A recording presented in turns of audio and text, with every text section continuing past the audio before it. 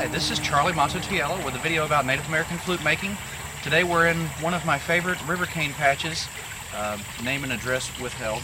But anyway, we come out here to cut a couple of pieces. We're going to have some special flutes available pretty quick.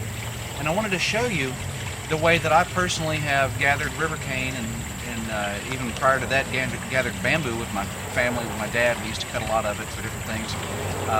The way I've been doing it for about the last 20, 30 years. So what we're going to look at is the color of the Rivercane. And it just rained here a little while back, so it's kind of damp a little bit. But if you notice, there's a color here. You can see it in the video, I think. It's green, but it's not as green as, say, this guy. And then this one's also a little lighter green color. And if you look down here at the node, I don't know if you can see that real well, but it's yellowing right there. That's a sign that this guy is, as I like to say it, on his way out. If you'll notice back through the patch here, there's some brown ones, which are the ones that I like to some degree. We have to find the right ones. There's a brown one right here that has a split down the side of it. Rivercane and bamboo both do that.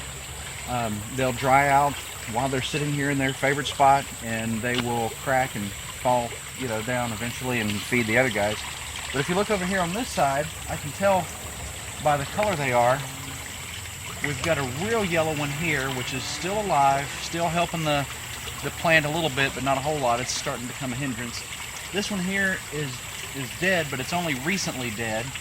You can tell by what color, kind of brown tan it is. And then here's a darker one. The darker ones usually, when they start turning really brown or tan, that means that they've been dead for a while, or that they've really been decided to take their existence a little less seriously. But anyway, so this guy right here is the one that I really like the most, and I can tell by looking at it by the color that it's not going to have any cracks. But when I cut this, I'll cut it back as far as I can, all the way down to where if there's any green left on the bottom of it, that I won't cut the green.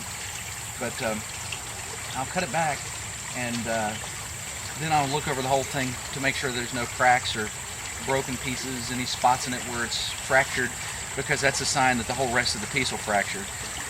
And it's better to leave it for food for the other plants. So like I said, throughout the patch here, there's quite a few. You can hear all the insects and everything. Not too far from a main road, you can probably hear it.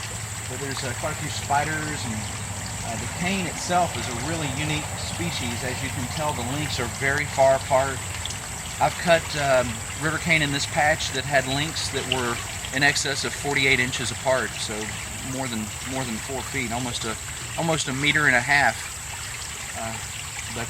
But anyway, so this is the cane patch. Just thought I'd give you a chance to take a look at it and see how it is we harvest. I'll be cutting some in just a minute with my machete. And this guy here apparently died because it had been windblown and been laying there. He may be usable, but once again, it may have some cracks in it that I can't use, so I'm going to have to look it over really well.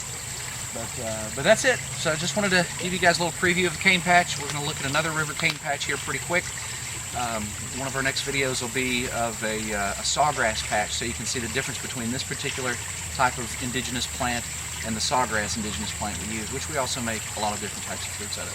But anyway, Charlie Mato-Toyela signing out for Bluebear Arts and BluebearFlutes.com. Please check us out on our Facebook page, and make sure if you haven't watched any of our other YouTube videos that you get a chance to watch them really soon.